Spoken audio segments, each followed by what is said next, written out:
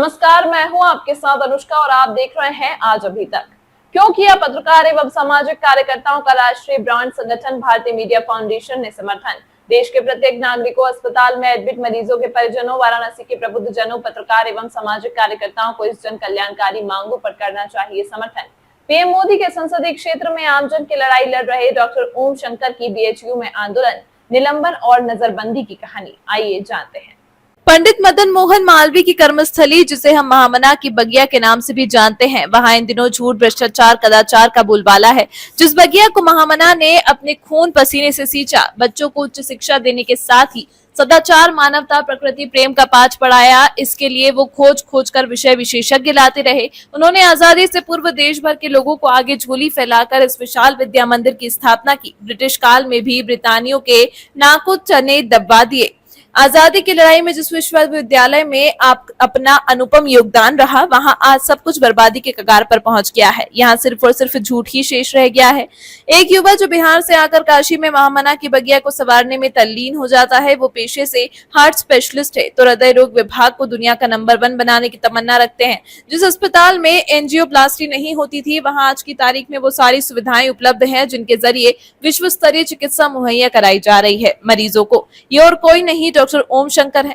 Doctor साहब ने आज से 1.5 दशक पहले वाराणसी में एम्स की मांग की। साथ ही बीएचयू के सर सुंदरलाल चिकित्सालय की स्थिति को देखते हुए उन्होंने इससे अलग एम्स की स्थापना की दलील रखी। इसके पीछे सोच थी कि ये एम्स शहर की सीमा पर हो, जहां पर्याप्त फैलाव मिले ताकि वो सारी सुविधाएं उपलब्ध हो सके जो एम्स से सरीखे अस्पताल को होनी चाहिए।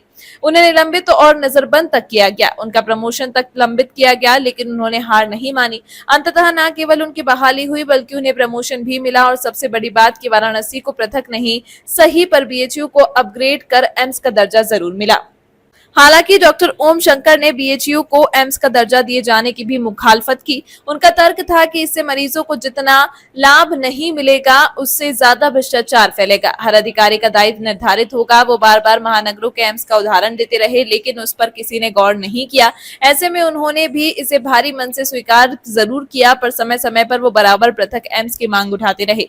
डॉक्टर ओम शंकर लगातार सर सुंदरलाल चिकित्सालय की बेहतरी के लिए लड़ते रहे, चाहे वो रक्त बैंक का प्रकरण हो, आपातकालीन वार्ड की अनियमितताओं का मुद्दा हो, विभिन्न जांचों का मसला हो या मरीजों को किफायती और गुणवत्ता युक्त दवाओं की उपलब्धता का मसला हो। लेकिन इन सब के बावजूद उन्हें उस मुकाम का बेसब्री से इंतजार रहा जिससे यहाँ आने वाले हर मरीज को विश्व स्तरीय चिकित्सा सुविधा मिल सके।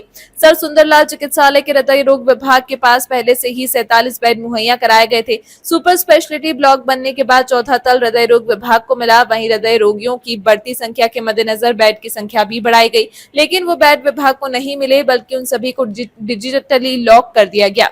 ये हर कोई देख रहा है कि लोग चलते फिरते, नाचते गाते, व्यायाम करते दम तोड़ रहे हैं। बनारस में भी ऐसे कई मामले सामने आए। इन सबको देखने के बाद भी सर सुंदरलाल चिकित्सालय के चिकित्सा अधीक्षक ने डॉक्टर ओम शंकर की मांग को लगातार नजरअंदाज किया।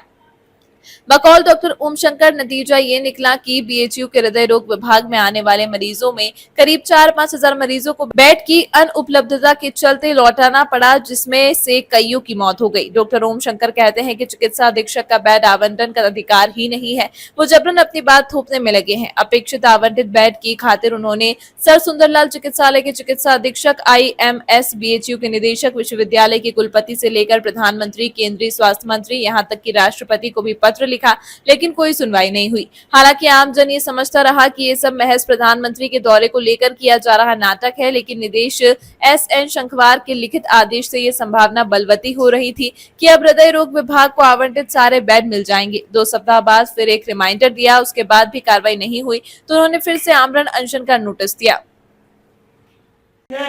हम सब एक दिन एकादशी व्रत रहते हैं तो उठ नहीं पाते हैं, आज 10वां दिन है और पता नहीं सरकार की या यहाँ के डीसी की, यहाँ के लोगों की क्या मजबूरी है। इस देश के महान फकीर, देश की महान प्रतिभा, देश के महामानव आजाद में जा रहे हैं और कोई भी व्यक्ति सांस ले रहा है, लेकिन हम सभी तय कर लिए हैं कि सर के साथ हम सब को बहुत जीने की लालसा नहीं है। कोई कवि लिखा है कि डाली डाली पर न डाली, सारी डाली छान डाली, अफसोस इस डाली पर नहीं डाली, माली उस डाली को छान डाली, बस अफसोस नहीं है। और हम सभी तय कर लिए हैं कि यह लड़ाई चलती रहेगी और हम सब लड़ाई में अपने को झोंकने को तैयार हैं। वोट उसको जो बनाए विकसित भारत।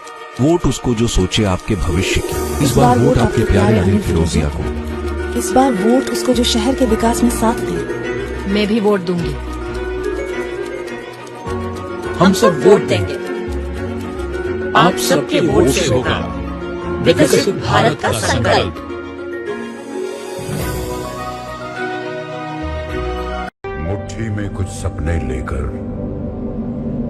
भर कर जेबों में आशाएं, दिल में है अरमान यही कुछ कर जाएं, कुछ कर जाएं।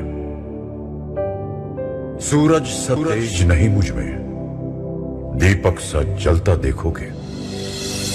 सूरज सा तेज नहीं मुझ में, दीपक सा जलता देखोगे। अपनी हद रोशन करने से तुम मुझको कब तक रोकोगे, तुम मुझको कब तक रोकोगे।